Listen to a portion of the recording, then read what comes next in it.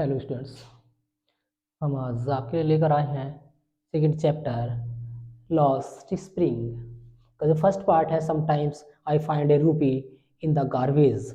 इससे रिलेटेड जो क्वेश्चंस हैं, लॉन्ग क्वेश्चंस, उनका एक मास्टर आंसर लेकर आए हैं। ये आपके सामने मैंने जो क्वेश्चंस नोट किए हैं, इन सभी का एक ही आंसर आपके लिए तैयार किया हुआ है कि इन क्वेश्चंस में से कोई सा भी या इससे डिटेल से रिलेटेड कोई भी क्वेश्चंस आपके एग्जाम में आए, आप इसी आंसर का यूज करेंगे जो मैं आपको बताऊंगा। तो क्वेश्चन देखते हैं। Write an account of Bangladeshi squatters in Seemapuri as described by the author of Lost Spring. Lost Spring जो एक कहानी है, लॉस्ट स्प्रिंग की लेखिका के अनुसार सीमापुरी में बसे हुए बांग्लादेशी लोगों का वर्णन कीजिए। सेकंड क्वेश्चन है, give a brief account of life and activities of the people like Sahib Alam settled in Seemapuri. के साहिब आलम जैसे सीमापुरी में बसे हुए लोगों के जीवन और क्रियाकलापों का संक्षिप्त वर्णन कीजिए। थर्ड क्वेश्चन है, हु वाज साहिब? साहिब कौन है? साहिब कौन है? What was the plight that compelled him to wander in the streets of Delhi for rag pickings. कि हुआ साहिब, साहिब कौन है? व्हाट वाज द प्लाइट, उसकी क्या स्थिति है, दैट जिसने कंपल्ड विवश कर दिया ही मुझे टू वेंडर भटकने के लिए इन द स्ट्रीट्स गली ऑफ दिल्ली, दिल्ली की फॉर रैक पिकिंग कूड़ा बीनने के लिए। रैक पिकिंग क्या होता है? कूड़ा बीनना। कि साहिब कौन है? वह कौन सी स्थिति है, उसकी क्या स्थिति है जिसने उसे दिल्ली की गलियों में कूड़ा बीनने के लिए विवश कर दिया कि वो भटकता रहे, कि दिल्ली की गलियों में भटके और कूड़ा बीने। वो कौन सी परिस्थिति है जो उसे विवश कर दिया गया? For children like Saheb often go for private jobs in very small age, is this their final destiny? How can such situation be overcome? कि चिल्ड्रन बच्चे लाइक साहिब, साहिब जैसे बच्चे ऑफन प्राय गो चले जाते हैं for private jobs, private job करने के लिए यानी कार्य की खोज में, इन वेरी स्मॉल एज बहुत ही कम उम्र में, is this their final destiny, क्या उनका यही फाइनल गंतव्य होता है, यानी कि क्या उन्हें वहीं तक पहुंचना होता है? How can such situation be overcome, इस प्रकार की परिस्थिति पर कैसे विजय प्राप्त की जा सकती है, यानी कैसे रोका जा सकता है? Would you agree the promises made to poor children are rarely kept? Why do you think this happens in the incidents narrated in the text? Would you agree, would you agree, क्या तुम सहमत हो? The promises made to the poor children are rarely kept, क्या तुम सहमत हो कि गरीब बच्चों से किए गए वायदे कभी पूरे नहीं होते? कि गरीब बच्चों से किए हुए वायदे कभी पूरे नहीं होते। Why do you think this happens in the incidents narrated in the text? कि आपके विचार में पाठ में वर्णित घटनाओं में, आपके विचार में पाठ में वर्णित घटनाओं में ऐसा क्यों होता है? Why do you think, तुम क्यों सोचते हो, ये आपके विचार में, this happens in the incident narrated in the text, पाठ में वर्णित घटनाओं में ऐसा क्यों होता है? Next 6 question, what could be some of the reasons for the migration of people from village to cities? कि गांव से शहरों की ओर, गांव से शहरों की ओर आने के लिए जो लोग गांव से शहर की ओर जो आते हैं, उनके मुख्य कारण क्या हो सकते हैं? 7 है, give a correct sketch of Sahib Alam, Sahib Alam का चरित्र चित्रण कीजिए। 8, Sahib is no longer his own master, कि साहिब अब आगे अपना स्वयं का मालिक नहीं रहा, स्वयं का स्वामी नहीं रहा। कमेंट, इस पर टिप्पणी दीजिए, इस कथन पर टिप्पणी दीजिए। तो ये मैंने आपके सामने 8 क्वेश्चंस राइट किए हुए हैं, 8 क्वेश्चंस राइट किए हुए हैं। इनमें से यदि कोई सा भी क्वेश्चन आए या इससे रिलेटेड कोई भी क्वेश्चन यदि आपके एग्जाम में आता है, तो आप उसी आंसर का यूज करेंगे जो मैं आपको अब लिखाने वाला हूँ। तो आप इन क्वेश्चंस को स्क्रीनशॉट ले लीजिए या फिर इन्हें नोट डाउन कर लीजिए। तो इसके बाद हम चलते हैं आंसर की ओर।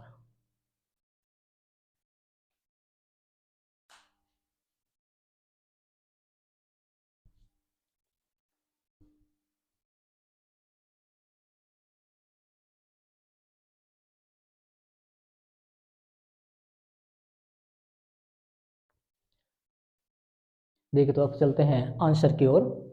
तो आंसर लेके चलते हैं। सबसे मीनिंग देखते हैं इसका।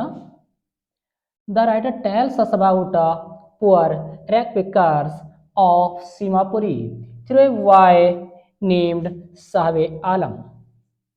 तो लेखिका ने बताया कि द राइटर, लेखिका टेल्स अस हमें बताती है अबाउट पुअर रैकपिकर्स, गरीब कूड़ा बीनने वालों के बारे में, ऑफ सीमापुरी, सीमापुरी के। लेखिका हमें सीमापुरी के गरीब कूड़ा बीनने वालों के बारे में बताती है। चैप्टर में आपने पढ़ा होगा कि वो क्या क्या करते थे, कूड़ा बीनते थे और उसमें से प्लास्टिक या लोहा जो भी उन्हें मिलता था वो वहाँ से बीन लेते थे, निकाल लेते थे। फिर वो ए बॉय, एक लड़के के द्वारा, नेम्ड साहिब आलम, साहिब आलम नाम के। यहाँ पे लेखिका हमें साहिब आलम नामक लड़के के द्वारा सीमापुरी के कूड़ा बीनने वाले गरीब लोगों के बारे में बताती है। यानी कि सीमापुरी में जो गरीब कूड़ा बीनने वाले लोग रहते हैं, एक लड़के के द्वारा जिसका नाम साहिब आलम है, उसके द्वारा हमें उनके बारे में बताती है कि लेखिका सीमापुरी के गरीब कूड़ा बीनने वालों के बारे में साहिब आलम नामक लड़के के द्वारा हमें बताती है। His family is also among the Arabics. His family, उसका परिवार, is also भी है among the Arabics, कूड़ा बीनने वालों के बीच ही। उसका परिवार भी कूड़ा बीनने वालों के बीच में ही है। किसका परिवार? साहिब आलम का परिवार। They came from Dhaka and settled in Seemapuri. They came, वे आए हैं, कौन? साहिब आलम, उसका परिवार, जो और जो अन्य व्यक्ति हैं जो सीमापुरी में रहते हैं। कहाँ से आए हैं? दे केम, वे आए हैं, फ्रॉम ढाका, ढाका से, एंड सेटल्ड, और बस गए हैं, इन सीमापुरी, सीमापुरी में। वे ढाका से आए हैं। ये ढाका एक गांव, एक क्षेत्र है, गांव का नाम है, कस्बे का नाम है, जो बांग्लादेश में है। दे केम फ्रॉम ढाका, वे ढाका से आए हैं, एंड सेटल्ड इन सीमापुरी, और सीमापुरी में बस गए हैं। और सीमापुरी के बारे में बताया गया है, which is on the boundary of Delhi, which जो इज है ऑन द बाउंड्री, सीमा पर, ऑफ दिल्ली, दिल्ली की, जो दिल्ली की सीमा पर है। दिल्ली की सीमा पर क्या है? सीमापुरी। बाउंड्री यानी कि जो सीमा है दिल्ली की, उसी पर बसा हुआ, यानी कि दिल्ली में नहीं है, दिल्ली का एक हिस्सा माना जाता है इसे, सीमापुरी को दिल्ली का ही एक हिस्सा माना जाता है, पर ये दिल्ली के बाहर की ओर है, एक सीमा पर है। आउटस्कर्ट्स का यूज भी हम यहाँ पर कर सकते थे, तो पर क्या क्या हुआ? बाउंड्री, दिल्ली की बाउंड्री पे यानी कि सीमा पर ये है। देयर फील्ड्स, अब यहाँ बताया गया कि वे वहां से आए क्यों थे, ढाका से भी क्यों आए थे। Their fields and homes had been swept away by storms. Their fields, उनके खेत, जब वो ढाका में रहते थे तो वहां पर उनके खेत थे, वो कृषि कार्य जो भी क्या करते थे। देयर फील्ड्स, उनके खेत, एंड होम्स, और घर, had been swept, swept away, बह गए थे, बाय स्टॉर्म्स, तूफान में। यानी कि वहां पर तूफान आया था और तूफान में उनके जो खेत थे और उनका घर जो है वे सभी के सब बह चुके थे, नष्ट हो गए थे। यही मान लीजिए समय समय पर वहां पर तूफान आया करते हैं तो उनकी फसल सब नष्ट हो जाती है और उनका बार बार घर गिर जाते हैं, घर मकान ढह जाते हैं, तो वे वहां से उठकर सीमापुरी में आकर बस गए थे। They came to the city to earn their livelihood. They came, वे आए, टू द सिटी, शहर में, टू अर्न, कमाने के लिए, हिज लिवलीहुड, अपनी आजीविका, वे शहर में अपनी आजीविका कमाने के लिए आए थे। आए हैं। दे आर वेरी पुअर, वे बहुत गरीब हैं। The author watches Sahib every morning searching for gold garbage in her neighbourhood. The author लेखिका वॉचेज देखती है साहिब को, उसी लड़के को जिसका हमने जिक्र किया, जिसका पूरा नाम है साहिब आलम। द ऑथर लेखिका वॉचेज देखती है साहिब को एवरी मॉर्निंग प्रत्येक सुबह, सर्चिंग करोदते हुए, तलाशते हुए, फॉर गोल्ड सोना तलाशते हुए, इन हर नेबरहुड अपने पड़ोस में। यानी कि जब वो वहां से जाती है लेखा, तो प्रत्येक सुबह जो है उसे साहिब यानी कि सोना गोल्ड सोना खरोचते, सोना किसे कहा गया, कूड़े को, यानी कि कूड़े से ही उसे जो है सोना, यानी कि तुलना सोने से की गई है, क्योंकि उसके लिए तो वही सोना था जिससे उसकी रोजी रोटी चलती थी। तो वो कूड़े से जो है जो सामान पदार्थ निकालते थे वही बेचते थे और उसी से उनकी आजीविका चल रही थी, इसलिए यहाँ पर सोना कह दिया गया है। This was the only source of survival for them. This यह वाज था द ओनली सोर्स, एकमात्र साधन, ऑफ सर्वाइवल जीवित रहने के लिए, आजीविका चलाने के लिए, फॉर देम उनके लिए, यह उनकी आजीविका चलाने के लिए, उनके लिए आजीविका चलाने के लिए, जीवन यापन करने के लिए एकमात्र साधन था। क्या? रैक पैकिंग, कूड़ा करवोद कर सामान निकालना। They too have desires, they too have desires, वे भी आशाएं रखते हैं, वे भी इच्छाएं रखते हैं, यानी कि उनके भी अपने अरमान हैं, उनकी भी अपनी इच्छाएं हैं।